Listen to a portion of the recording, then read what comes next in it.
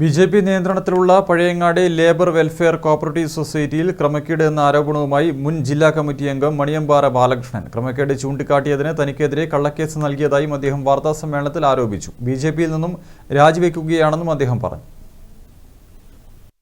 BJP. നിയന്ത്രണത്തിലുള്ള Pazhayangadi labour welfare cooperative സൊസൈറ്റിയിൽ നടന്ന ക്രമക്കേടുകളെ ചോദ്യം ചെയ്തതിന് തന്നെ കള്ളക്കേസിൽ കുടുക്കിയെന്ന് ബി.ജെ.പി. ജില്ലാ കമ്മിറ്റി അംഗമായ മണിയമ്പാറ ബാലകൃഷ്ണൻ ആരോപിച്ചു. ഇക്കാര്യം പാർട്ടി ജില്ലാ പ്രസിഡന്റ് ഉൾപ്പെടെയുള്ളവരോട് പറഞ്ഞുവെങ്കിലും ഒരു നടപടിയും ഉണ്ടായില്ല. വായ്പ അനുവദിക്കുന്നതിൽ കോടികളുടെ ക്രമക്കേട് നടന്നതായും മണിയമ്പാറ ബാലകൃഷ്ണൻ വാർത്താസമ്മേളനത്തിൽ പറഞ്ഞു. 50,000 രൂപയിൽ കൂടുതൽ ലോൺ അനുവദിക്കേണ്ടെങ്കിൽ വ്യക്തമായ ഈടിൻ്റെ അടിസ്ഥാനത്തിലേ പറ്റുള്ളൂ എന്ന് നമ്മുടെ ബൈലോയിൽ പറയുന്നുണ്ട്.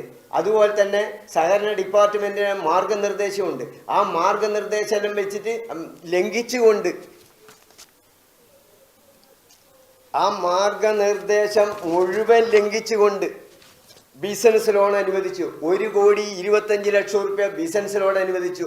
ആ ബിസിനസ് ലോണിൻ്റെ പലിശ 42,96,841. അത് 1,70,00,000.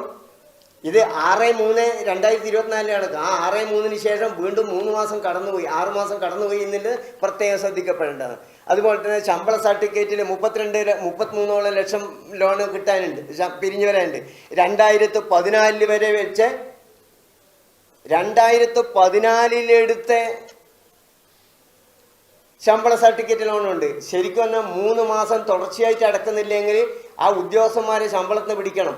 ഇല്ലെങ്കിൽ ആ ലോൺ റദ്ദ് ചെയ്തിട്ട് നടപടി സ്വീകരിക്കണം. ഒരു നടപടിയും സ്വീകരിച്ചാൽ ഇത്രയും ലോൺ നിലനിൽക്കെ തന്നെയാണ് 5/3/2024 വീണ്ടും ശമ്പള സർട്ടിഫിക്കറ്റിൽ ലോൺ കൊടുക്കുന്നത്. ബിനാമി പേരിലടക്കം ലോൺ നൽകിയെന്നാണ് മണിയമ്പാറ ബാലകൃഷ്ണന്റെ ആരോപണം. ക്രമക്കേടിന് കൂട്ടുനിൽക്കുന്ന ബി.ജെ.പി. നടപടിയിൽ പ്രതിഷേധിച്ച് പാർട്ടിയിൽ നിന്നും താൻ രാജിവെക്കുന്നതായും ബാലകൃഷ്ണൻ വ്യക്തമാക്കി. News bureau, Kannur.